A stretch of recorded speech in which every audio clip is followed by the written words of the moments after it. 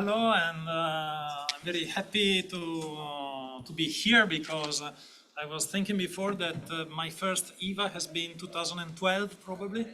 So it's 12 years now, and I'm so happy to still be here, and I really feel between friends. So, I'm going to talk about ethical AI in museums, challenges and new directions.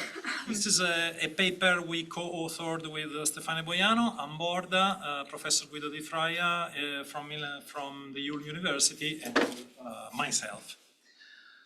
I'll be focusing only on a few aspects today, but I strongly encourage you to read the paper because, for example, all the parts that Borda curated are very interesting, and unfortunately she's not here to present herself, her parts, but I strongly encourage you to read those. Anyway, I will start with a very quick recap of our AI projects, because in a sense they can give you the idea of how the ethical problems more and more arise.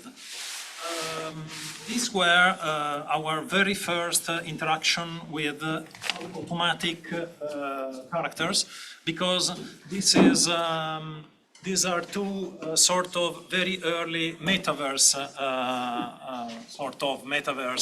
experiments that we did at the Science Museum of Milan, and both of them were basically 3D online environments that you could explore and go around and activate machines.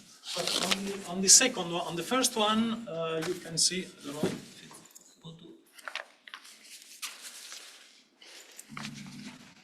if I admit? All good. Come back in. No worries. And so on the first one, you can see that you are following a human being. On the second one, on the second system, which was done 2 years later, we realized that people were not really understanding how to activate machines. So we created automatic characters activating the machines, so they could learn from other interactive characters around. So this is not really artificial intelligence, but this brought us into the cooperation between sort of artificial characters and natural beings.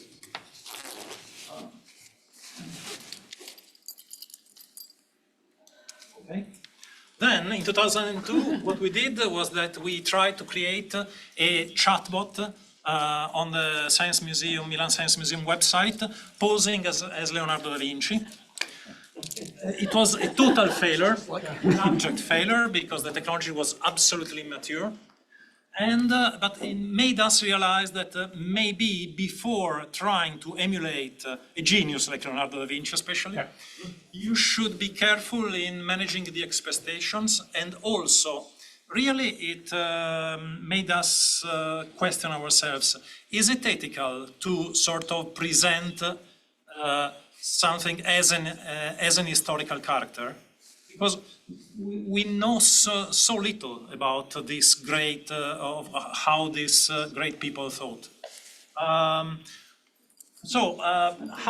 can you really present something as Leonardo da Vinci, talk with Leonardo da Vinci? And I still see lots of examples around of trying to recreate artificial intelligence character of these inside museums. About these great figures. So, I don't know, this was also another sort of ethical alarm bell in our head. Then a few years later, and this was presented at EVA, we created a chatbot game which was much more effective than the previous Leonardo one, because basically you could use it inside the galleries, and it worked. It was much better, and especially what we realized is that in this case it worked as a companion, so it was much better than sort of a sparring partner. But on the other hand, we had an ethical problem about the privacy of the conversations. Because it was too easy for us and for other people to see how especially teenagers, this was aimed at teenagers were interacting with the system. So again, some practical challenges came out. But still, it was sort of, very specific applications. And then, we know what happened. 2022, generative AI is unleashed, Tempest is unleashed. What we did is that when DALL-E 2 came out, the first thing we did is, well, let's test the limits. And so we asked ourselves, how much time do we need to create a fake AI artist in Instagram? It took us 2 hours. Yeah. So we realized, and it's all artificial. I mean, the artworks, the biography, and still it was 2 years ago. So now it's even easier. And we said, okay, now we have an ethical problem. We have to study it. And so we started observing what was going on, and many things were going on in the ethical reflections. And especially we found very interesting the fact that artists were really working on the ethics of AI. For example, there are many, many examples, but these are some that I'm just showing here. About the copyright issue, which was very, very important, For example, this website, Have I Been Trained, that you probably know, are aware of, you can search as an artist if your artworks have been used to train. And also as a museum, for example, this is the Louvre, and as you can see, they have used for training their images. And theoretically, you can also opt out. Another example, bias. Bias is so, so important. There are many artists working on them. I personally, I'm very fond of Joy Buolamwini, which is all sort of a poet, rapper, and you know her, you see. And she's just fantastic. And this is one of her most, I would say, emotionally intense work, which is AI, Anti-Woman. Because the problem is that the AI didn't recognize the icons of the black history. For example, in this case, the recognition is a young boy wearing a hat, smiling at the camera. And this, of course, this is because the training is biased. And so it's not very adept at understanding all the diversity of the facial expressions and features. And then impact of the planet. So Kate Crawford and Vladan Joler, they just won the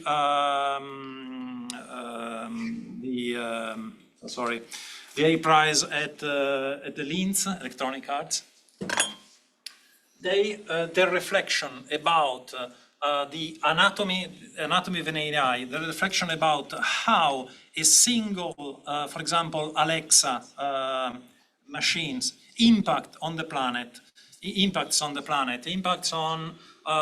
basically on all our society, and they are basically drawn all the consequences. They are made clear all the relations and how heavy this small object is on everything, basically. So this is quite an important reflection, in our opinion. And then the content storm. So the possibility of spam to becoming even more pervasive.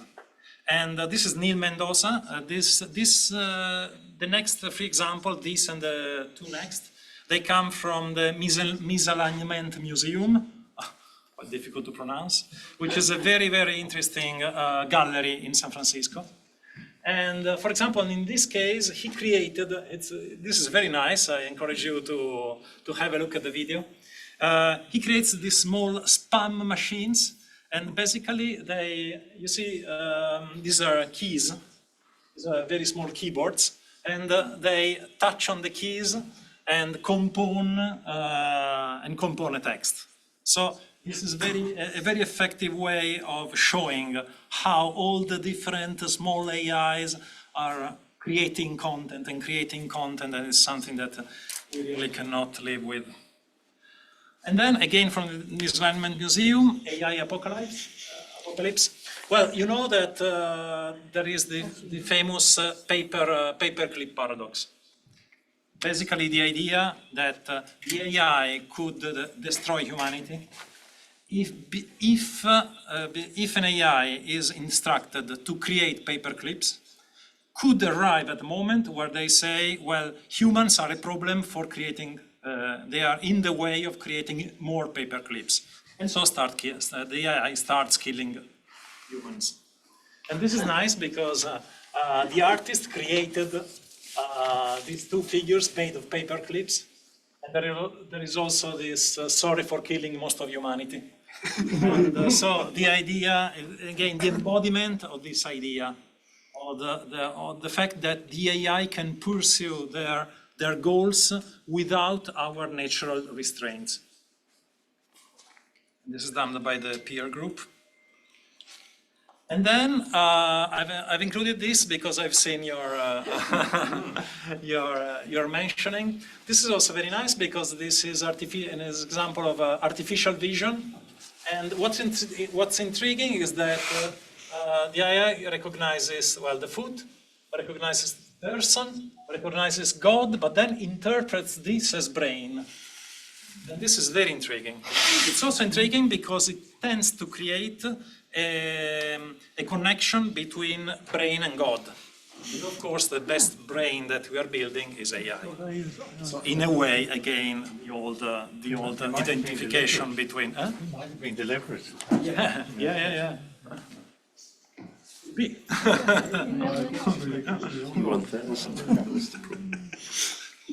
And so this part of the paper was sort of covering the how some artists are reacting to these AI ethics challenges. The other part of the paper focuses on the AI ethics frameworks that museums use. For example, in this case, this is safety. The Alan Turing Institute is especially working on that. And in this case, you should work about sustainability of the AI systems, safety, accountability, fairness, explainability, and data stewardship. And as you can see, this is a framework which is bigger than museums. I mean, this is for any kind of AI, for example, AI in the health system. And the interesting thing is that it's really about safety in the end. So even the acronym is really about stressing the fact that a system has to be safe and has to be perceived as safe. This is very, very important. And then we focused on another framework. This is interesting because this was done by the Goldsmith University and Pratt Institute of New York. And they started working on that before the generative AI revolution. They started working on that in 2019, 2020. So even if it predated that, it's still very, very, how can I say, very, very actual. Because basically what they tried to do, they created questions that the museum should ask themselves before starting an AI project. And we participated in this project, creating the Italian version of the Museums Plus AI network. And we translated the sheets, the worksheets, but also we gathered the free case histories that will be quickly shown to you, taken from Italian museums. So, for example, this is an application called Strike a Pose, which is an application of artificial vision developed by the University of Florence. basically, it's a sort of a game. You put yourself and you try to recreate, you see, with your expressions, with your pose, the famous artworks. And for example, in this case, there is a whole problem of privacy of data. There is a problem, of course, of how you make it really accessible. So again, there are many different layers in this work that should be addressed. And another one is again, this is from the Rome Colosseum, and it's a virtual guide, Nerobot. So Nerobot should, again, you see, the same problem we had with Leonardo da Vinci. Is it a good thing to try to recreate an historical character? Well, in this case, we have to say that the historical character is very limited in his answers, because it's mostly, how can I say, it does a call center work more than answering complex questions about his historical whereabouts. But still, it's important. And then a final example, it's an example of generative AI from the Cinema Museum in Turin. Basically, at the end of the exhibition, you can generate your own Hollywood movie script. So you just answer to a few closed questions, and then the script is generated and the AI poster is generated. And an interesting thing is that in this case, the interactive exhibit asks you if you feel the author of the script or not. Because I think, again, authorship is a big problem. And it makes you aware that Hollywood scriptwriters were on strike at the moment of the creation of this exhibit. So again, a problem about job impacts and so on. So, as you can see, many different challenges expect museums. But I have to say that there is also another kind of challenge, because so far we have explored challenges, how can I say, institution-wise. So, before starting an AI project, how the museum should behave. But I also want to go into a more personal.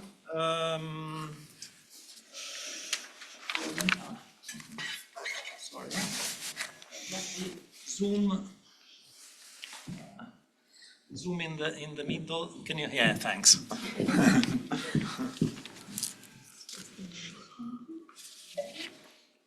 Thank you very much.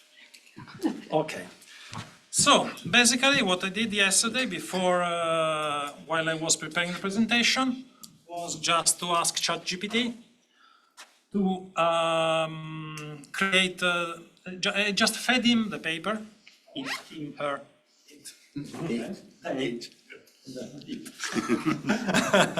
So I fed it the paper. I asked him. I asked it to create the slides. I asked it to create the speech, the talk, and then I used the HeyGen AI to create an avatar of myself. And so basically, in 5 minutes. Here today. My name is Giuliano, and I'm excited to present our paper titled Ethical AI in Museums, Challenges and New Directions. This work is a collaborative effort by Stefania Boiano, Borda, Giuliano Gaia, and Guido di Fraia. Museums have long been vital spaces for intercultural dialogue and social engagement. With the advent of AI and machine learning, these institutions have a tremendous opportunity to enhance their role by scaling community participation. Okay, so the voice is a bit robotic. I much prefer your voice, by the way. Sorry? I much prefer your voice. You got nowhere near your voice. It's a bit robotic, but Sorry, what was the AI that you used to create that video? HeyGen.ai, which have been used for all kinds of unethical things, like, for example, creating an avatar of a Ukrainian YouTuber and using it to promote Russia in China. So, but In this case, I was creating an avatar of myself, so in a way, it was more ethical in a way. But but the interesting thing was that it took me 5 minutes overall, and I didn't. What was the unethical things in this case? That I didn't even reread what ChatGPT produced, and so I took the human totally out of the loop. So in fact, I had the presentation ready in 5 minutes. So the real problem is we are always focusing on how museums should work on AI projects. But 1 minute. Sorry? 1 minute left. Yes. I go back to the slide because I got my final slide. Okay.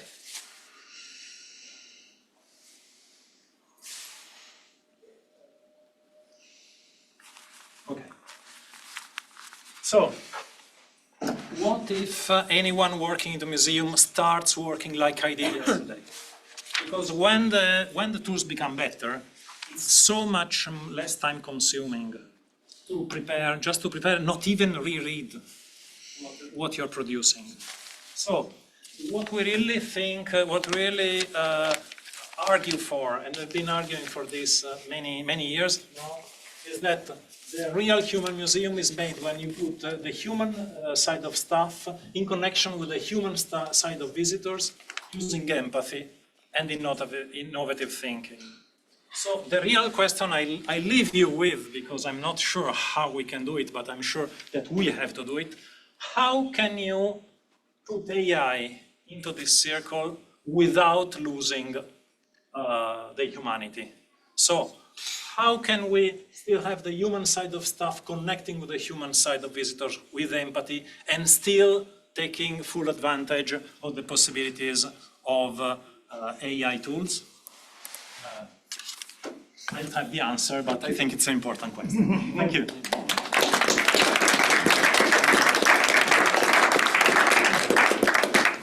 While Carl's getting set up, if there's one question.